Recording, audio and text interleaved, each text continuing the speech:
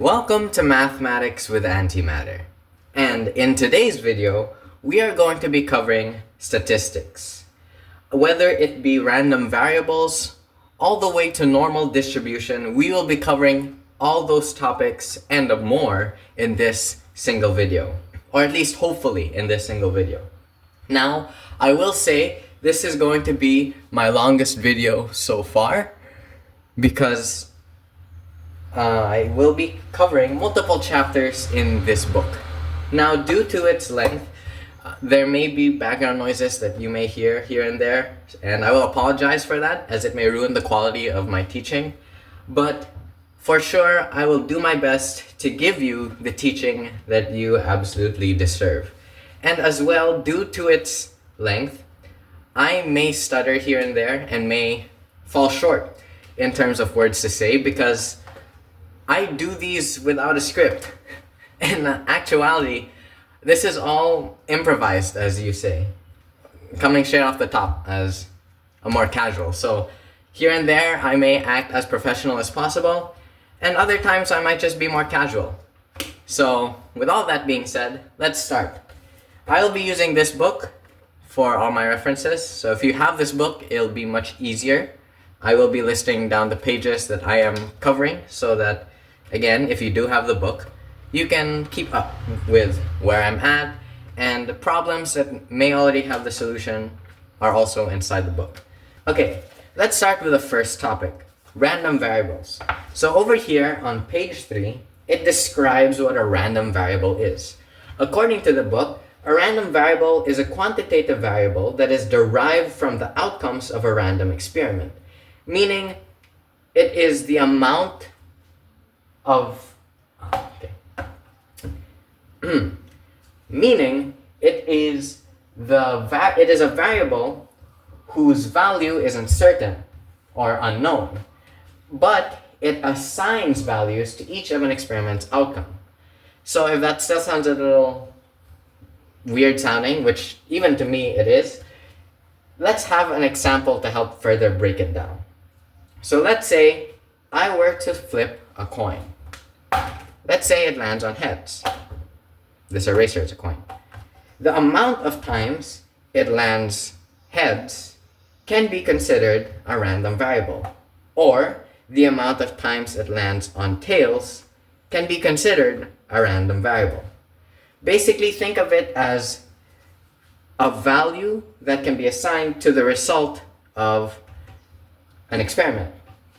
So, another example would be to have a spinner spun 20 times. We have a spinner like so. On this side we have red, this side we have blue, this side we have yellow, and this side we have green. So if this spinner were to be spun, did I just say spunner? Anyways, if this spinner were to be spun 20 times, the amount of times it lands on a specific color, let's say blue, can be considered a random variable. So, random variables, which I will call RV, or draw as RV to make it easier, have two types. We have a discrete random variable, D stands for discrete, and we have a continuous random variable. Now, what is the difference between a discrete and a continuous random variable? According to the book, a discrete random variable is a random variable that can only take values of whole numbers, outcomes that are countable. It is a type of value that is associated with experiments for which there are a finite number of possible outcomes. Basically, in the most basic sense, it is a random variable that can be counted or actually measured. So let's say we have the spinner, which I erased, which I apologize for. But since we are only spinning it 20 times, we can count how many times it lands on red, or we can count how many times it lands on blue. It's countable. We can measure it. We can take account.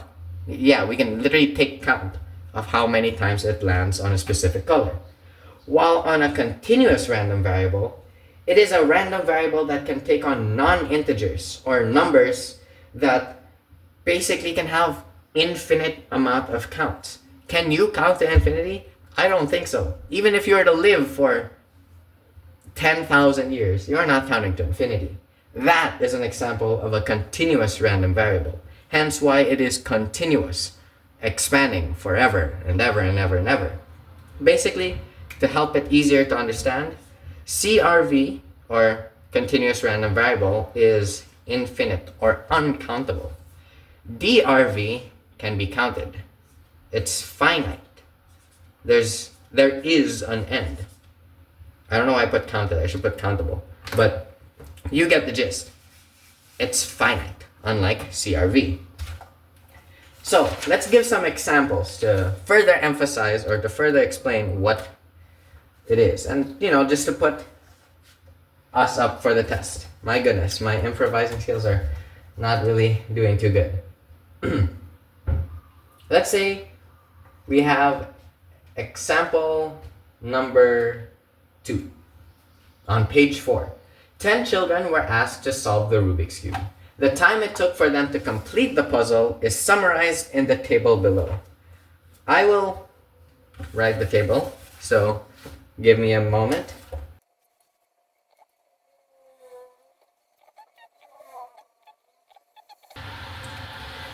Okay. We now have a table of example 2 on the book. So again, this represents 10 children that were asked to solve Rubik's Cube. And my goodness, these children are fast. 2 of them were able to solve it in under 1 minute. I should specify that this is in minutes. I apologize for the bad handwriting. 2 of them solved it in under a minute. 4 of them solved it 1 to 2 minutes. 3 of them solved it from 2 to 3 minutes, and 1 of them took longer than 3 minutes. So now we have to classify the type of variable that is shown. Okay. The time it takes for a child to complete the Rubik's Cube is a continuous random variable. It looks like it could be counted, but in reality, this has an infinite amount of value. Especially like this, for example. The one child that took longer than 3 minutes to solve a Rubik's Cube is technically uncountable. Can you count the exact, down to the nanosecond, on what specific time he solved the Rubik's Cube? For all we know, this greater than 3 minutes could be 4 years. There's no specified end, which means it is continuous. Or, as a solution in the book states, the time it takes for a child to complete the Rubik's Cube is a continuous random variable, since a child could have finished the puzzle in 1.2 minutes or 2.5 minutes, and so on. There's no specific value shown. It is just giving you a range from anything lesser than 1 to anything greater than 3. But if that still confuses you, let's get another example. Example number 3. Suppose that 5 cards are drawn from a deck, 1 at a time, without replacement. Let x equal the number of times an ace is drawn from the experiment. Okay, so in a normal deck of cards, you have 52 possible cards. And how many? 13 each, right? 13 hearts, 13 diamonds, 13 spades, I don't know how to draw a spade, and then 13 clovers. Forgive me for this horrible drawing. But throughout each of these suits, as they are called, there's only one ace. One ace. There's only one for each suit. So, all in all, there are only 4 aces. Like so. And the problem is asking that 5 cards are drawn from the deck. What are the possible values of x? Or, what are the possible times an ace is drawn from the deck? Now, without giving you the solution, I want to ask you rather, what variable do you think this is? Do you think this is a continuous random variable? which has an infinite value and not a specified one, not something that's countable? Or do you think this is a discrete random variable, a variable that can be counted, something that's finite? Remember, we're only dealing with 4 aces here, not an infinite amount, which should mean that this variable is discrete. And if your answer was discrete, you'd be correct, obviously. I mean, the number's right here. So, since it can be counted, the variable can be considered discrete. Or, as the solution on the book says, the possible values of x are 0, 1, 2, 3, and 4. Thus, it represents a discrete random variable because it can be counted. Now, with that out of the hand, I'm pretty sure you know what those... With that out of the way, I'm pretty sure you could tell the difference between a continuous random variable and a discrete one. Continuous can't be counted and is infinite, unspecified. Discrete can be counted, is finite, and can be specified. That's all you have to know. Let's go for the next topic. Now we will actually start having some real math, the scary part. We are going to have discrete probability distributions. This is on page 9 of the book that I'm using. A discrete probability distribution is a list of probabilities for each of the distinct outcomes of a discrete random variable. So, if we recall, discrete random variable is countable, correct? So now we're just going to do the math to actually find the probability of those variables. And just a refresher, probability is just a way to say how likely something is to happen. So if I were to flip a coin, the probability of it becoming heads is 50%. It's one of two. You're either going to get heads or you're going to get tails. That's it. So the chances of that, or how likely it's going to happen, is half of the time. So, the formula for this, there is a formula which is shown on page 9, and it looks like this. So we have probability of E. I don't know why it's an E. But probability of E is equal to the number of favorable outcomes, outcomes, over total number of outcomes.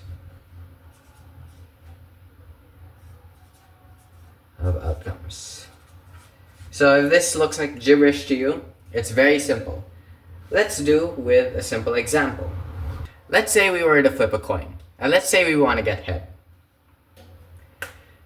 The number of favorable outcomes we have are 1, because we only want one outcome, which is heads. So that's already going to be placed as 1. Now, the total number of outcomes we want are the amount, again, of... My mouth is not being able to speak. The total amount of outcomes is basically the total amount of outcomes. What other outcomes can you get aside from head? Tails. So if you count that, we have heads, and then we have tails. I'm not that good at math, but this seems like this is equal to 2. Because you have 1, and you have another 1. So that's 2. So the total amount of outcomes can be considered 2. So the probability of this, I don't know why it's an E, but the probability of heads landing is 1 over 2. Very simple, right? Let's go with something a bit more fun.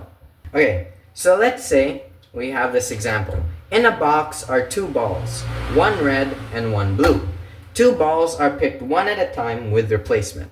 So basically what this problem is saying is that there are 2 balls in a box. So let's say we have a big box, like so. And there's 1 ball, and there's another ball. But as you pick 1 ball, let's say you pick the blue one, there's going to be a mysterious force that's going to make it reappear in here. So that way it's not just the red all alone in the box. That's what replacement is. That's what it means in this problem. So now we're going to count the probability, or rather, yeah, we are going to count the probability of outcomes. No, sorry. With the given problem, we are given 4 possible outcomes. It's either you take the blue out of the box and you also take the red.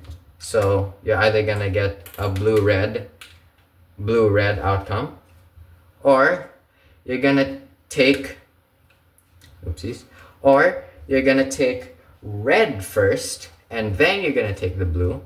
So you're going to get a red and then blue outcome.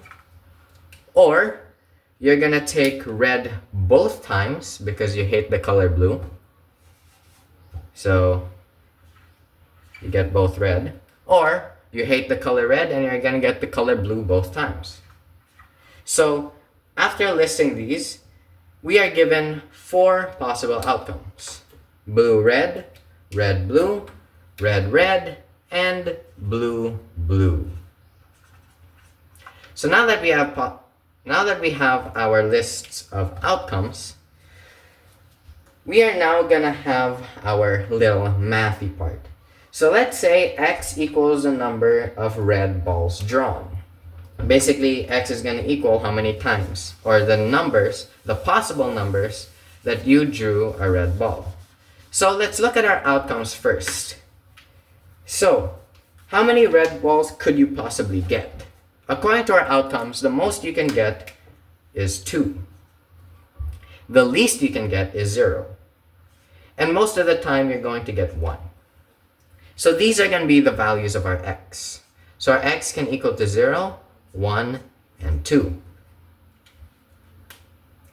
Now, we have to present it using probability distribution. Again, using this formula. Okay, and here it's now p of x. Remember, number of favorable outcomes, meaning the outcome you want or that is specified, over the total number of possible outcomes. So, let's create a table for this.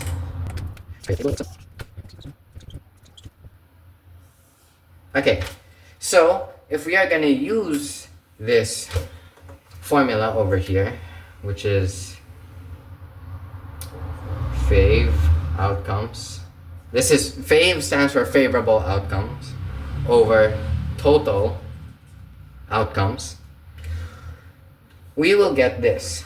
So let's say when x is equal to 0, we need to find out the amount of outcomes that has this number, which in this case is 0 red balls. So let's look at our outcomes. How many times are there where there's 0 red balls? We only have 1. So we can put in that number 1. And then we're going to have to find the total amount of outcomes, which in this case is 4. So you put the little number 4 at the bottom. And this is simply your p of x. This is your probability, which is equal to 0.25, right? Next, x equals 1. Again, we need to find out the amount of times that one red ball shows up in our 4 possible outcomes. In this case, we have 2. So, again, we have 4 possible outcomes. So you can put 2 here and 4 at the bottom. But to simplify that, we can put 1 over 2, because 2 over 4 simplified is equal to 1 over 2, which is equal to 0.5 or 0.50. Okay, before I continue, I should specify this is percentage. Basically, if you were to get your calculator and put this in your calculator, you're going to be given this number. Okay, just to be clear. And then x equals 2. How many times of these outcomes are there 2 red balls? As you can see, only 1. And how many outcomes are there? That's right, 4. So we're going to put that in there and put it on the calculator, and it's equal to 0.25. Now, to double check that your table is right, you want to see if your percentage is equal to 1 when you add all of them up. So let's say we add this up. We add all of these values up. So we have 0.25 plus 0.25 plus 0.5. Does it look like it's equal to 1? Well, it does, meaning that your math is correct. And that's a very basic way in how you can do a probability distribution, or a table of probability distributions rather. But let's do another example to really I don't know the saying, but to really make sure we understand it. Again, I should probably keep this here. Probability of x. So you have favorable outcomes over total. Okay, on page 13, let's do example number 5. Number cards with numbers 1 to 10 are placed in a box, such that each number appears only once. 2 cards are drawn at random.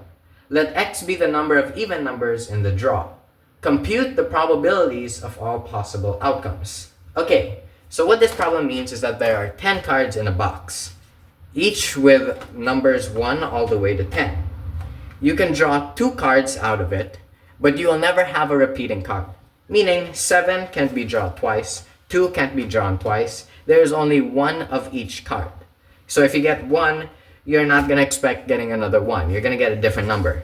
2, 3, 4, 7, 8, so on and so forth. You're just not going to get the same card that you got. So, we now have to compute the probabilities of all possible outcomes. So x will be the number of even numbers in the draw. So let's say we were to test out this experiment. The amount of times you can get even is either twice, again, 2 times, so you can get 2 evens, or you can get 1 even, or you can get 0 evens. But if I were to list this could be even. So let's say both cards were even. The first card you got was an even, but then it became odd. Or the second time you got an odd, and then the second card you got was even. Or you just didn't get an even at all. All of them were odd. Just to explain, E stands for even, O stands for odd. Okay, so the possible outcomes is that for these 4 cases, 4 outcomes, you could get either 2 evens, 1 even, another 1 even, or 0 evens. So let's say we're going to do the math for this. We're going to do the math for this specific problem. The chances that you get 2 evens. Okay, so right off the bat, how many even cards do we have from 1 to 10? Again, an even number is basically any number that can be divided by 2 and results in a whole number. So in those cases, those would be numbers such as 2, 4, 6, 8, and 10. So if we were to count those, how many even numbers we have? So we have 2, 4, 6, 8, 10. Meaning we have 5 possible evens inside the 10 cards. So over here, we're going to take a look at the total amount of outcomes, which in this case are cards. So we have 5 evens out of the 10 cards. So that's going to be the chances you get your first even. But what are the chances you're going to get a second one? Well, when doing probability, you have to multiply rather than add. Or at least most of the time you have to multiply. Now we're going to do the same thing. We need to find out how many even numbers are in the box. But didn't we just do that? We already enumerated 5. But you have to remember, we picked 1 out. Meaning there is 1 less card. Meaning there is 1 less even. So, since there is 1 less even, it basically means there's only 4 even cards left. Since we literally took 1 from the 5. And not only did we just take out 1 even, we took out 1 card. So, we're also going to have to subtract 1 from 10. Because after all, it's not like you're going to pick 1 card from 10 cards and then magically those 10 cards are still there. 1 card is going to go away, which means that those 10 cards are going to turn into 9. Which, when you do the math, equals to 2 over 9. Or it turns into 20 over 90 rather. But when we simplify it, if we divide it by 10, is equal to 2 over 9. Alright, let's say we have the second one. Okay, again, so we have here the second problem, or the second case rather. So we have 5 out of 10, the chances of getting an even, 5 out of 10. Now we're going to look for the odd. What are the chances I get an odd on my second draw? Well, how many odds are in the card, or in the total amount of cards? Since we only took from evens, that means there's still 5 odds. Because an odd is basically, I don't know how to describe an odd, but an odd is not an even. It's 1, 3, 5, 7, and 9. So if we're going to count those, there are 5 odds within these 10 cards. And since we took 1 card from those 10 cards, that means there's only 9 cards left. But out of those 9 cards, how many odds are still there? There are still 5 odds, because we only took from the even, we didn't take from the odd. So now we're just gonna simply multiply this. 5 times 5 equals 25. 10 times 9 equals 90. Divide both sides by 5. You're given 5 over 18. 18. And that is your probability of getting this outcome. Now, for the next part. The next part, we do the exact same thing. We do this exact formula because now we're just going to get an odd from it. How many odds are in the deck or box? There's 5 odds out of the 10 cards. You take 1 card out, that means you have 9 cards left, but there are still 5 evens. So for both cases EO and OE, you are still given the same formula, the same way. Now, for this case OO, it is the same formula you had for this, which is 2 over 9. I apologize for erasing the formulas or the answers. I should probably list it here. 2 over 9, 5 over 18, 5 over 18, and 2 over 9. Okay. And that's how you compute the probabilities of those outcomes. For each and every one of these 4 outcomes, that is how you compute it. Alright. I think we have the probability tables, rather. Yeah, the probability tables, or discrete random probability. Sorry, discrete probability distributions quite well. So, let's go to the next topic.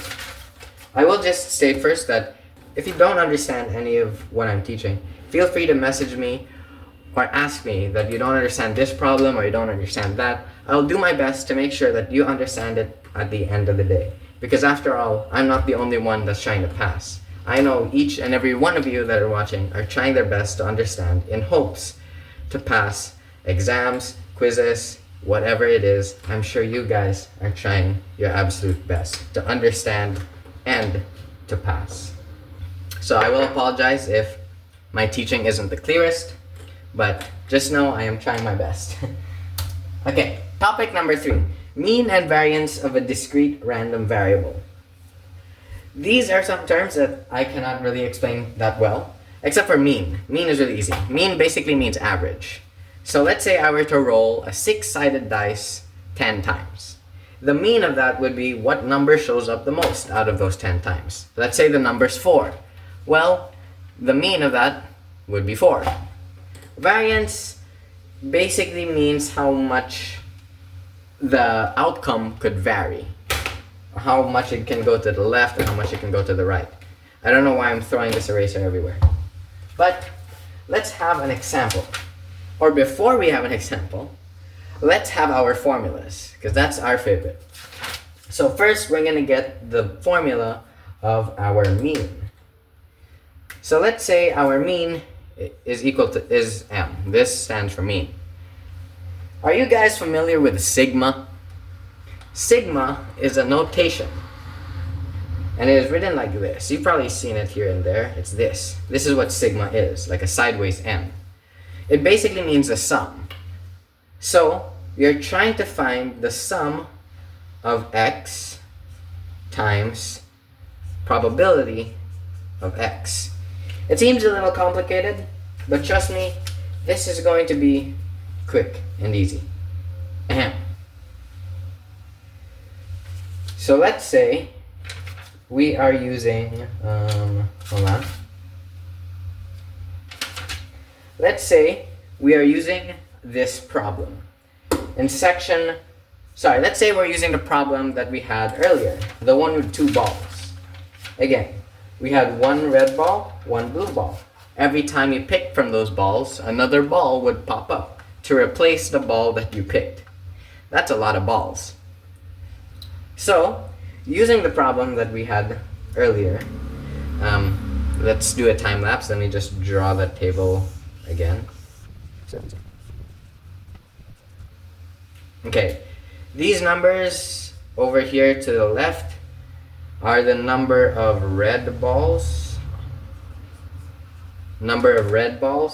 And this over here is the probability.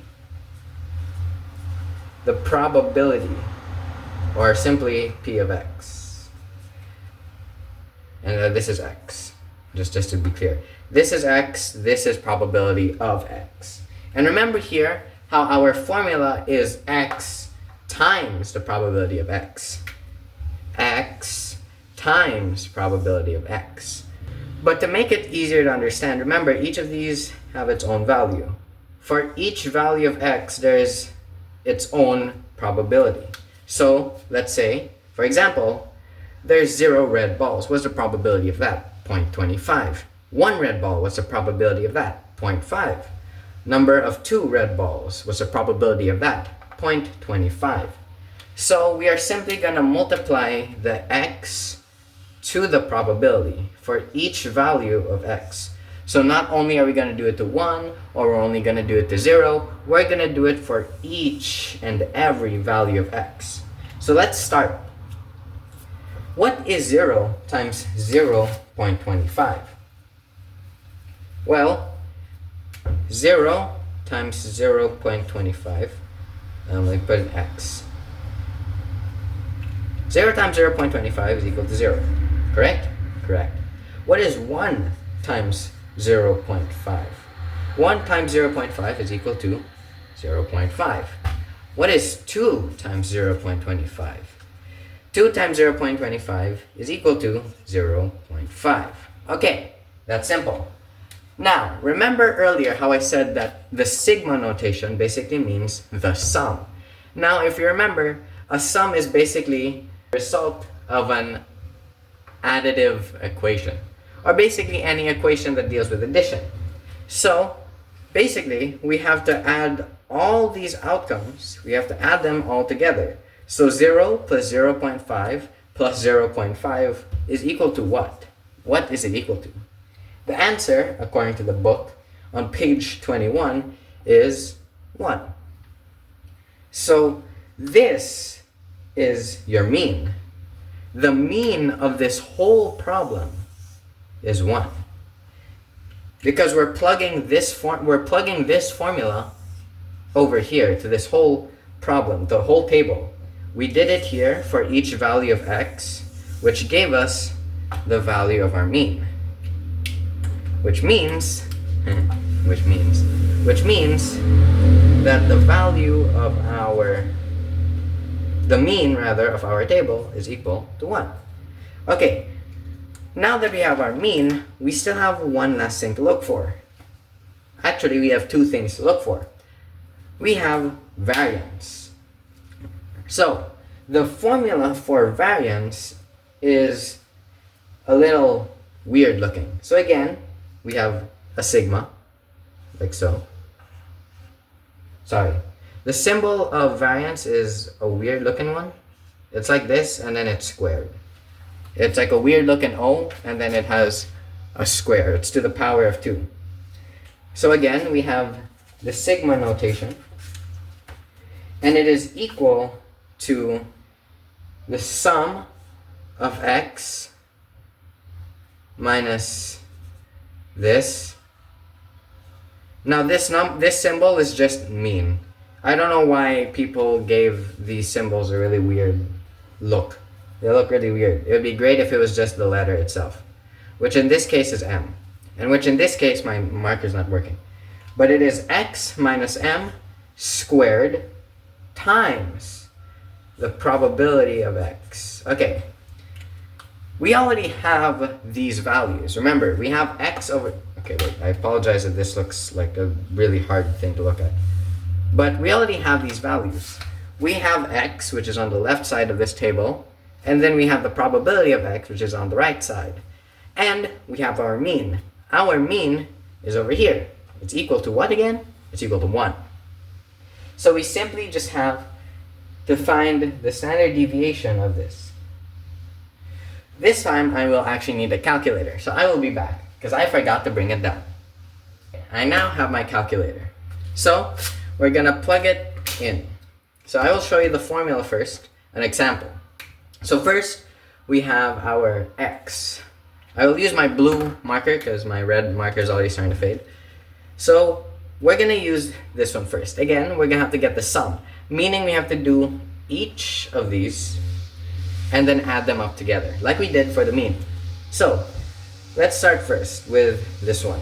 0 minus our mean. What's our mean? 1 squared times. Now when we say the probability of x, it has to depend on what value of x we're doing with. Because you can see we have two different ones. We have 0.25 and we have 0.5. For 0, the probability of x is 0.25. So we are going to multiply it by 0.25.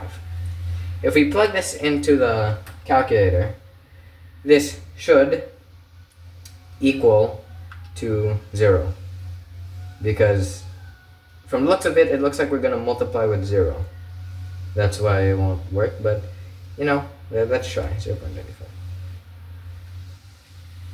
Never mind, I'm an idiot. Don't listen to what I said. Okay. Given this, we are putting this formula into the calculator. It gives us the result of 0.25. I don't know if you can see this, but it says 0.25. Okay, next. We're going to do the one with 1. So 1 minus 1. Yeah, 1 minus 1 times 0.5, because again, we're going to use the probability of that specific x, equals, let's see what it equals. So let's go back to our trusty calculator. We're gonna, I think this one's equal to 0. Okay, this one's equal to 0. Oh, I forgot to put the square. And now for our last one, we have 2 minus 1, which is the mean again, times 0.25. What is it equal to? Let's see. It is equal to 0.25. Okay, now that we have these, we then have to add it up. Because according to the formula over here, we need to find the sum, which again can only be found if we add these together. So 0.25 plus 0 plus 0.25 equals 0.5, which means that the variance of this whole problem is equal to 0.5. Like so, 0.5. But we're not done yet. Notice how the symbol for our variance has an exponent. It has a little 2 on the top of it, meaning it can be square rooted. Now, if we were to square root this number, like so, square root, we are going to be given this, right? Because it cancels. This is called standard deviation. So standard deviation is basically just the square root of the variance. So let's plug this into the calculator. What is the square root of 0.5? Because remember, our variance is equal to 0.5. So we're going to find the square root of that. The square root of that is equal to 0.707106, so on and so forth. Ow, my head. I hit the freaking door. Okay. Our standard deviation is equal to 0.7071067812. Okay, we don't really have to list all of this, but it's just to show an example of what the standard deviation is. To actually describe what the standard deviation is, okay, standard deviation is a measure of the amount of variation of the values of a variable about its mean. So remember how variance is basically the amount of how a result can vary? Standard deviation is like the measurement. It's like how in distance you have meters and you have kilometers. So think of variance as distance and then your standard deviation as meters and kilometers. It's a very weird analogy, but that's the best way I can think of it. That's what standard deviation is. Okay, let's do one more example, just to make sure that we can do it. But this time, I'm going to make it even harder. I'm going to erase all the formulas. Okay. Okay, here. Using example number 2 on page 21, a census taker is gathering data on the gender of the eldest child in the family. Let x equal the number of girls let x equal the number of girls. X would equal to 1 if the eldest is a girl, and x would equal to 0 if otherwise. Basically, if it was a boy or something else that was the eldest. Maybe it was a dog that was the eldest. But now we have to find the mean and variance of the probability distribution for the random variable. So we're going to start here all from scratch. Let's create the table. Now the table is shown as this, okay? So you have two rectangles. This is x and this is p of x. So we have 0 and we have 1. Again, x would equal 1 if the eldest is a girl, 0 if otherwise. There's only two outcomes. And again, two outcomes. We're going to put the number of favorable over total. Remember the formula, probability of x. So you get 0.5 for both outcomes, 0.5. So now we only have our x and our p of x. Now let's find the mean. So personally, it helps if you also put a table for these problems, so it's just easier to visualize, really. It's easier to keep track of.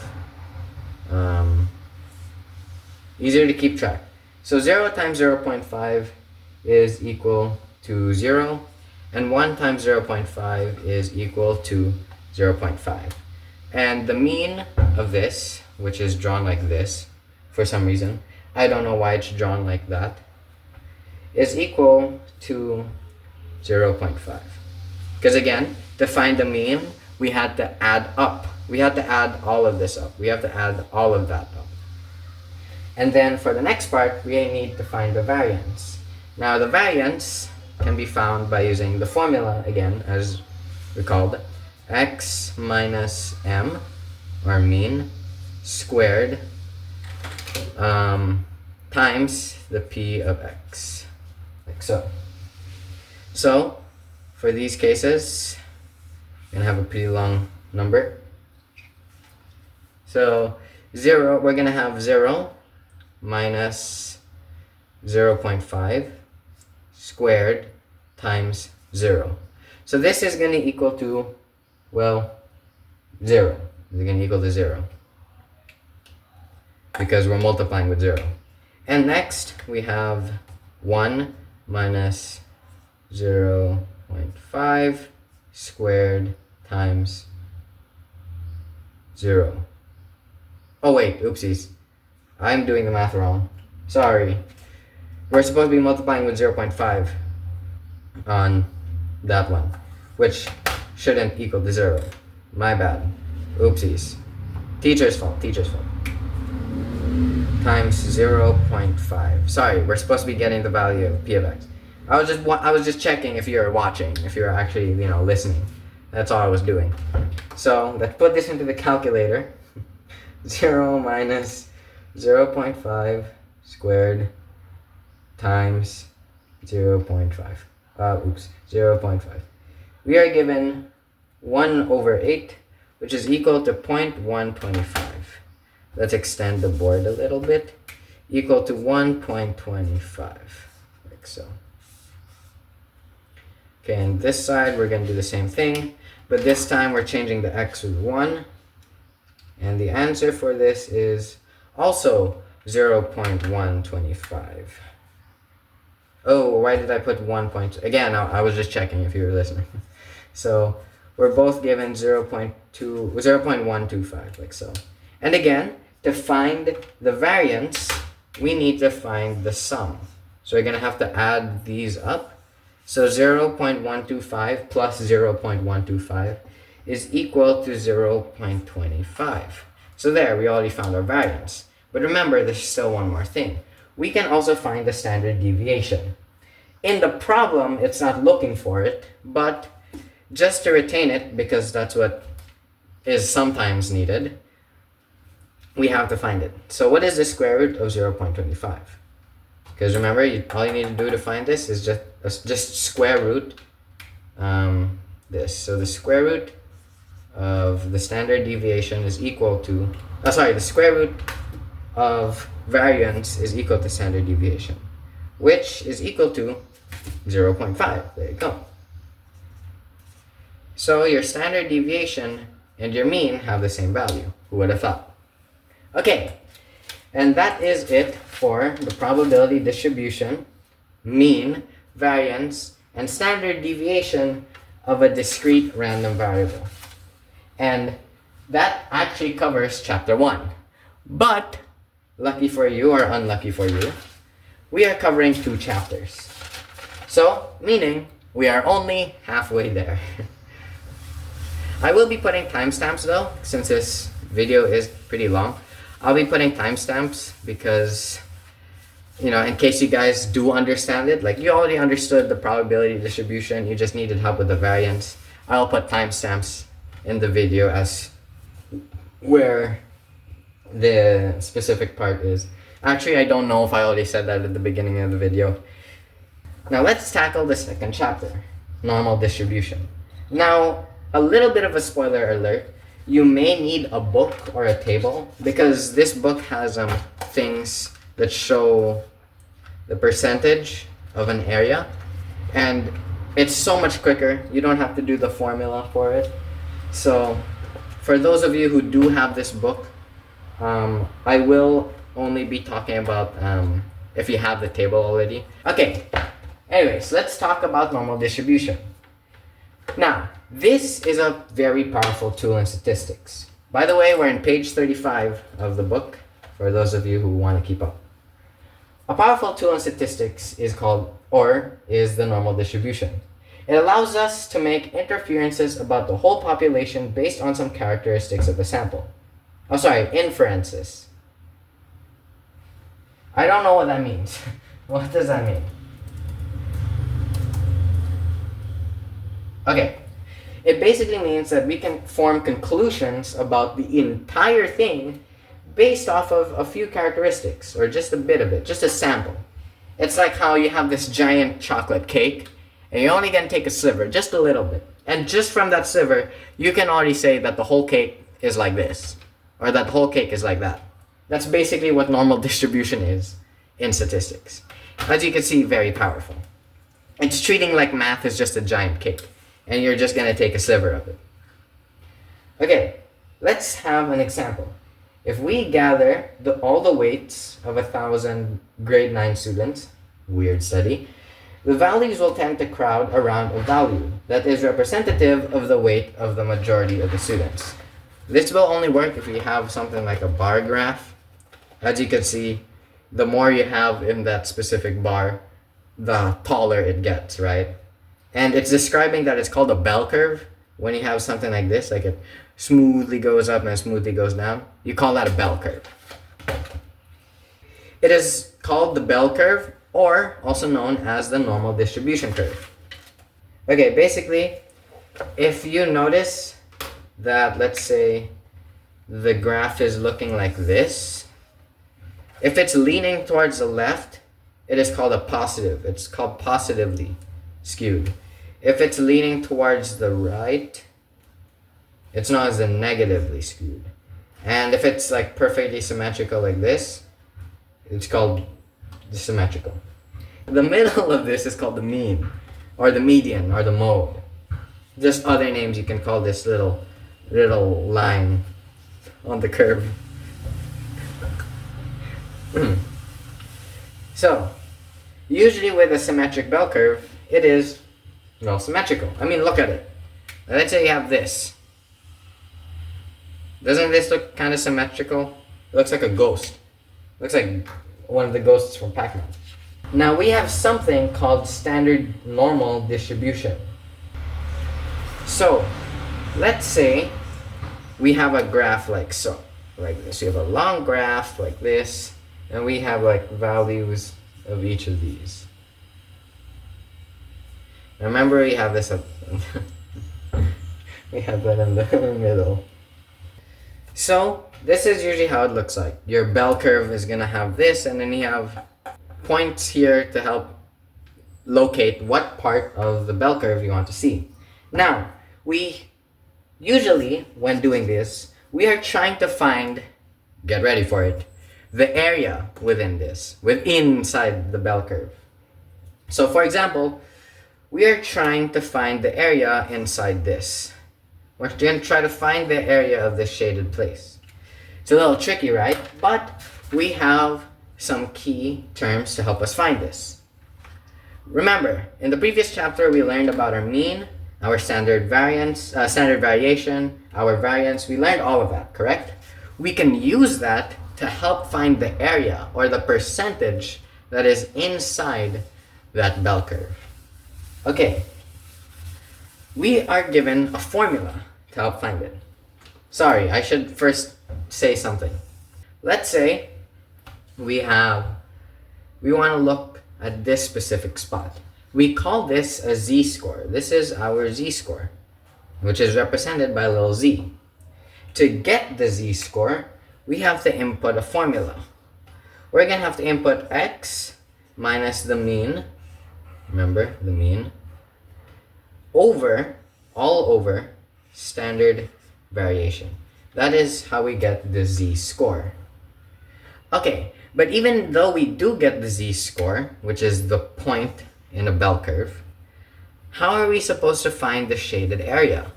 Well, this is where the interesting part gets in.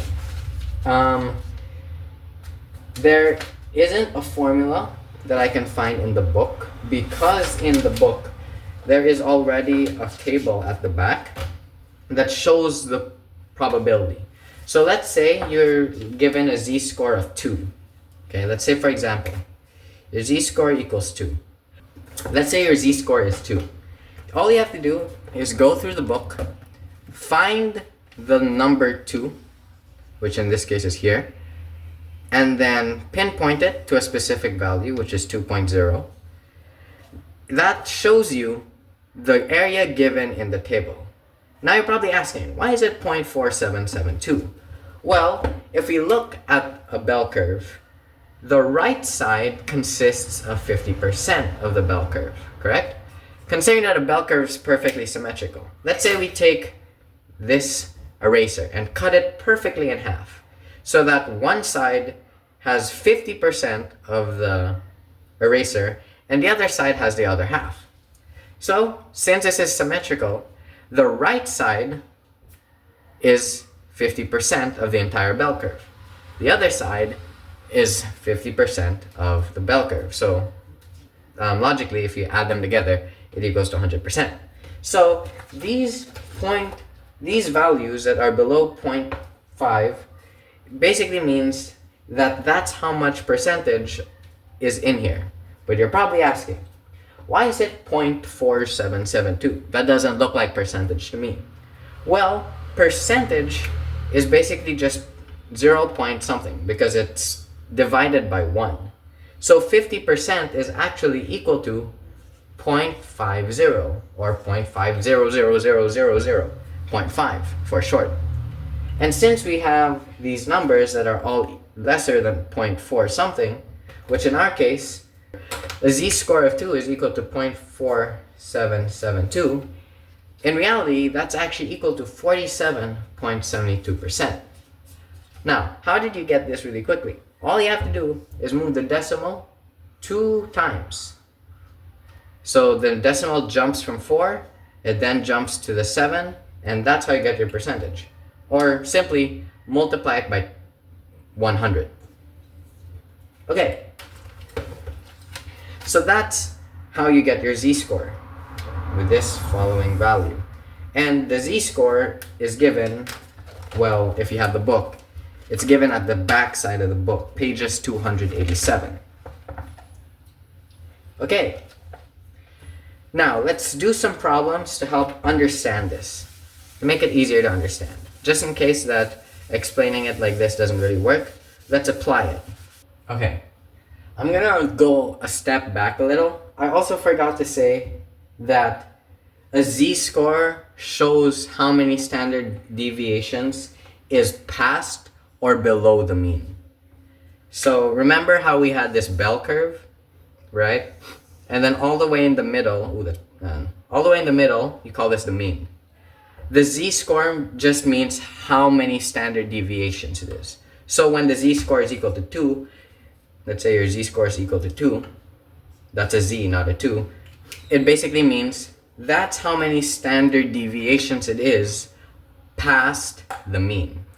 If your z-score is negative, that shows how many z-scores is below or behind the mean.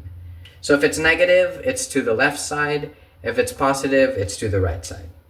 Okay, now let's continue with the problem. Given an observed score of 50, a population mean of 53, and a standard deviation of 1.5, what is the conversion of 50 to its z-score? Okay, so basically the problem is asking that when you're given these terms or these values, how would the value of 50, if you were to put in the value of 50, what would your z-score be? Okay, so first let's find out what our values are. So we have a mean, which is equal to 53. That's equal to 53. We have a standard deviation of 1.5 and our conversion of 50, or rather our x value is 50. Now, if you remember our formula, it is the z-score equals x minus the mean over the standard deviation. This is our formula. So, since the problem is trying to let us find the z-score of 50, we will simply just use the formula. So we're going to put 50 minus the mean over the standard deviation. Oh, wait. Sorry, I should substitute the values already. 50 minus the mean, which is equal to 53, over the standard deviation, which is 1.5. And this is going to equal your z-score, which, when we put this in the calculator, gives us the answer of -2. So, now that we have -2, we can say that the z-score is 2 standard deviations below the mean. Now, since it is only asking for the z-score, we don't have to use a table in the back to find out the area, because we want to only look for the z-score. We're not trying to find out how much percentage is below those 2 standard deviations. However, that will be our next problem, the standard normal probability table. So the standard normal probability table is basically just a table for all the percentages of each z-score. Since remember, a bell curve just shows us an experiment. Let's say let's say we have 100 people, and we are trying to find the height of those people. So we have 6 people are 5'2", 7 are 5'3", 9 or 5'4", so on and so forth. You could get a graph that looks like that. Now your z-score dictates how much percentage is below that. Let's say we have a problem. We're going to try to find how many people are below 5'8". Rather than counting the data, which originally would be much more efficient, we can use our z-score and the table that is given in this book to find out the percentage of those people. But there's only one condition. It has to be symmetric. It just has to be a symmetrical curve. If it's not symmetric, this won't work. So just to clarify, this can only work on a standard normal distribution or normal distribution. Okay? Okay, just so we don't get confused. All right. Let's say we have a problem that gives us these results. Let's say we have a test, okay? The mean of the test is 53. That means most people that took the test got a score of 53. But there were still people that only got a score of 50. So we want to find out how many people got a score of 50 and below with a standard deviation of 1.5. So we're going to plug it in, right? 50 is going to be the value of x, our mean is 53, and our standard deviation is 1.5. We are then given the z-score of -2. Now, how do we find how many people got a score of 50 and below? We can use the table at the back. So over here, we have multiple pages that gives us random tables of random numbers. So table 1 shows us if the z-score is positive. But as you can see, our z-score is negative. So we're going to try to find what we're going to use the table that shows us the negative z-score, which is right behind it, table 2a. So we're going to look at the z-score, -2, and then we're going to look at the number that lines up with it. So -2, and then we have 0.00, and it says over here, 0.0228. Again, we then just have to multiply that by 100, which gives us the number 2.28. That means only 2.28% of people got a score of 50 and below. But before we continue further, I will emphasize something. So, we just learned how to use the table, correct? We got a z-score, and then we use the z-score to find out the percentage of how many people were below the score of 50. There's something I will have to mention, just so you don't get confused. So let's say we have a positive z-score and a negative z-score. Notice how each of them have their own table, right? Table 1 is for positive, and table 2 is for negative. Now, table 1 shows us, let's say I have a standard deviation bell curve. So table 1 shows us the percentage in between the z-score and the mean. So let's say, let me expand this actually.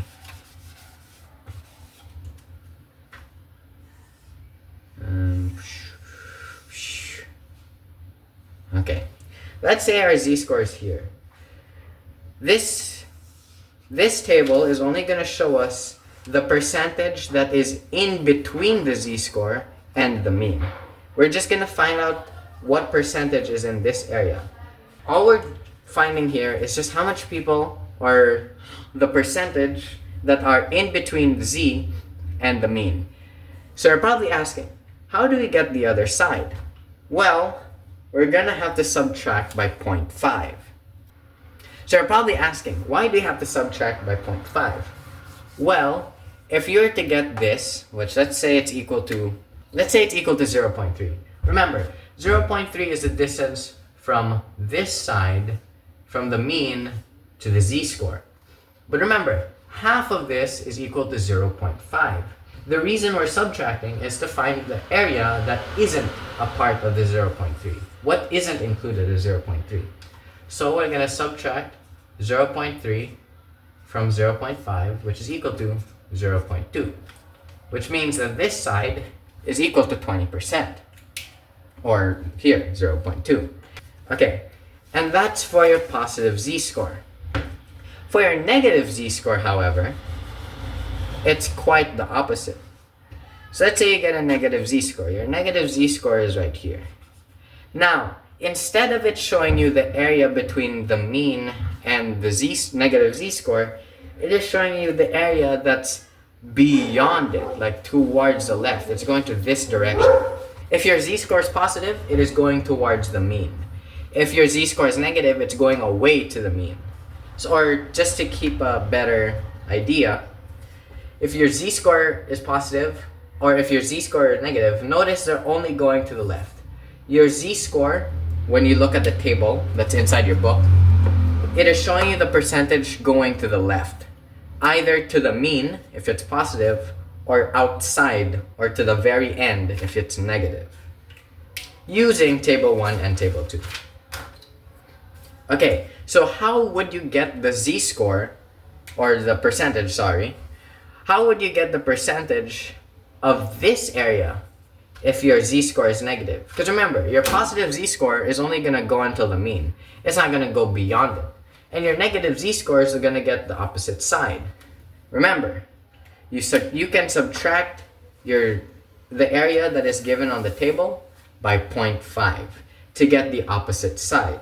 So let's say our negative z-score is equal to negative 1. Negative 1. Let's look at negative 1.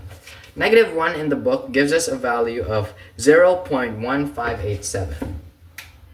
0.1587. If we were to subtract that by 0.5, we would be given 0.3413.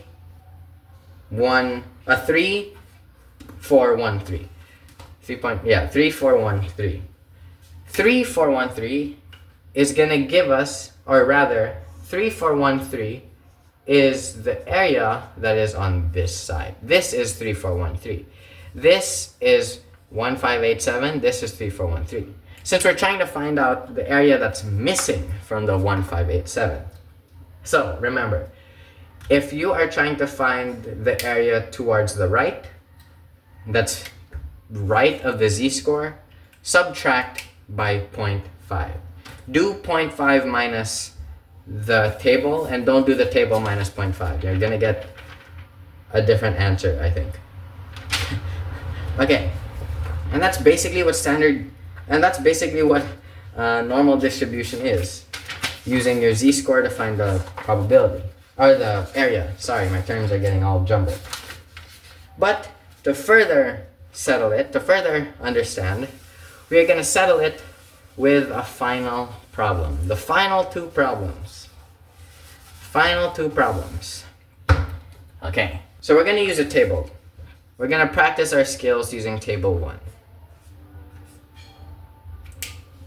Let's go to page 50. So we're going to try to find the area.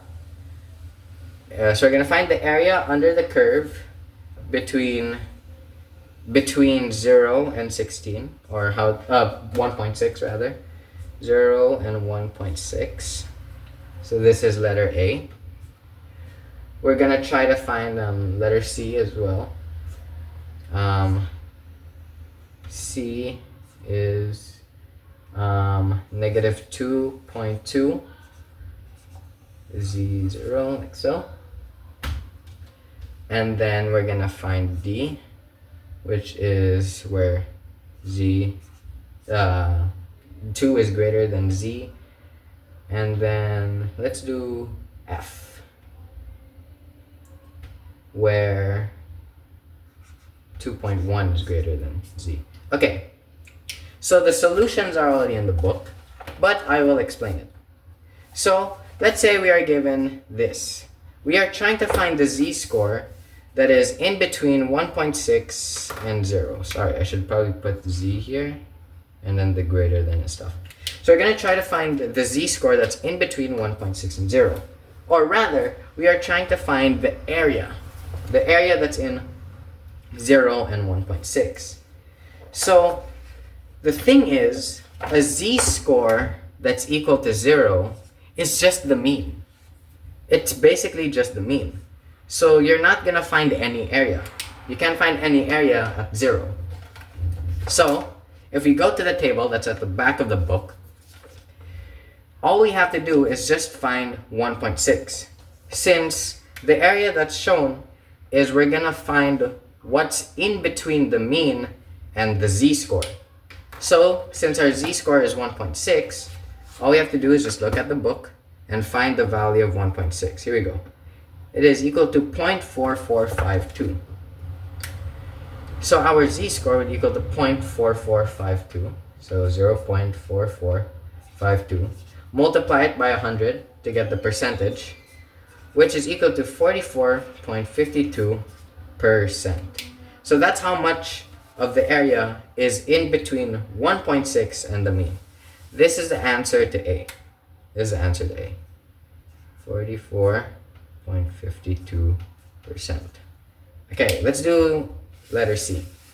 We're now going to try to find the area, or the z-score, where it is lesser than 0, but greater than negative 2.2. Okay, let's look at negative 2.2. Since the z-score of 0, again, is just the mean, we just need to find the area that's between the mean and negative 2.2. Okay, now let's do this. Let's find negative 2.2 in the book. It is equal to 0.0139. So if you multiply that, or rather if you get it out, 0.0139. This is showing us the area that is towards the left of negative 2.2. But we are trying to find towards the right. We are trying to find what is greater than it. So we can subtract it by 0.5. And we are going to be given 4861. It is equal to 4861. You're going to be given 0.4861. And this, if we multiply by 100 again, is the percentage that is between 0 and negative 2.2. 48.61%.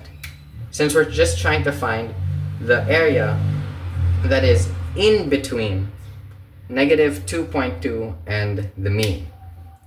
Now let's say we're trying to find the z-score that is below 2. Every number that's below 2. Okay, so if we were to get a graph like this, and we're going to have a standard bell curve to help visualize it. This is the mean. This is 0, and let's say we're trying to find everything that's below 2. Everything that's below it. So all the way to the end, up towards the z-score of 2. What is the area between it? So, if you have the book, you can use table 2 number B, which directly shows us how to get the area, which is equal to 0.9772 or 97.72%. But there's another way to get it. You can simply just use table 1, which gives us the area between 0 and 2. So you're going to be given 47.72 over here. 47.72 or 0.4772. So how do you get 97.72? Remember, half of the normal bell curve is equal to 0.5. So all you have to do is just add 0.5 or 50 to this, and you are going to be given the total area, which is 97.72. I mean, look at it. What's 47.72 plus 50? It is 97.72. And it is the exact same for letter F as well. 97.72%. Just like that. Now, letter F is just the same. We just look at the table, 0.9821, or it is 48.21 plus 50. Just like that. Oh, sorry. 8.21%. Okay, let's do some word problems to apply everything that we learned. Let's do a word problem. Go with me to pages 57, and let's do example number 10. The mean number of cupcakes sold at a booth in a week is 180, with a standard deviation of 6. If the number of cupcakes sold over a week follows a normal distribution, determine the probabilities that in a randomly selected week, and then you have A to E, which is each having their own case. But let's understand this problem first. So we are given two things. We are given the mean. So our mean is equal to 180. And our standard deviation is equal to 6. Remember, the formula of our z-score is x minus our mean over standard deviation. Just like that. So now we are given our cases. Case number A says more than 186. Case C asks between 175 and 185. And D is asking for less than 184. Now, how do we do this? Well, first let's plug it into our formula. Let's start with A. So our x is going to be equal to 186. Our mean is 180. And our standard deviation is 6. This is going to equal to 1. Our z-score is going to be equal to 1. So we're just trying to find the area that is above it. Or in other words, above 1. So let's go to the table. The table says that the area from the between the z-score and the mean is 3413. However, we are trying to find the z-score that's past it, that's on the opposite side. So, if we are to subtract it by 0.5, we are given the answer 1587, because we're looking for the area that's on the other side. So 1587, multiply that by 100, is equal to 15.87%. Okay, letter C. Let's substitute the x with the case of C, 175. Okay, so that's going to give us a z-score of negative 0.8333. Okay. And then the other one, 185 minus 180 over 6, is going to give us a z-score of 0.833. Basically, something that's not, it's not negative. It's just the complete opposite. Okay, so if you look at the table, we're going to first need to do the, in my opinion, we're going to first do the positive z-score because it's easier to do. So we're just going to look for it on the table. 0.8, and then we're going to go to 0.03. So in this case, it's roughly 2.967. This is equivalent to 29.67%. However, we are trying to also find the area of what's greater than negative 0.8333, but towards the mean. So we're going to find the area of that, negative 0.833, yada yada. On the table, it is equivalent to 0.2033. So that's the percentage that's going to the left of the z-score. But we're trying to find what's going to the right. So going to the right, we simply just subtract it by 0.5. So 0.5 minus, oopsies, 0.5 minus 0.2033 is equal to 2967. 0.2967 is the area that is towards the right, that's going to the right. So multiply it by 100, again, we are given 29.67%. Like so. Now, we add these together. We add these together to find the area that is in between 175 and 185. And adding these together, 2967 times 2, basically, gives us the answer of 5934 or 59.34%. I cannot put percent here, but this is percent. Okay. Now, for the final problem, what is the percentage below 184? All of it below 184.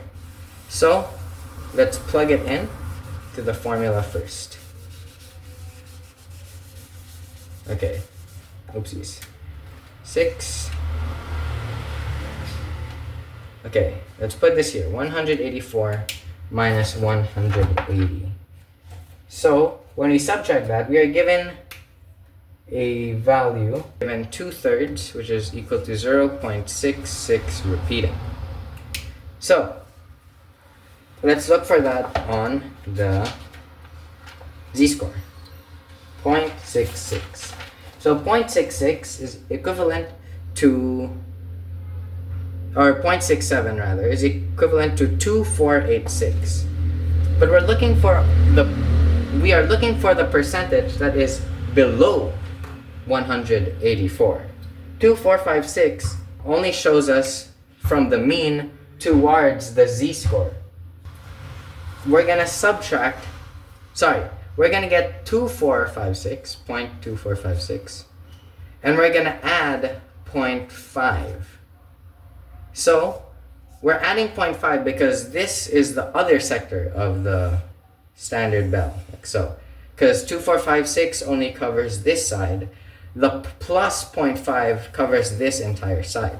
Since we're looking for everything that's below the z-score, everything that's below it, behind it. So when we add this together, we are given 2486. 2486. 7486.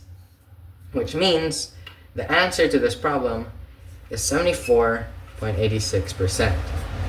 That's how much percent, or how much of the bell curve is lesser than the z-score of 0.66. 74.86%. And that is all of these problems solved.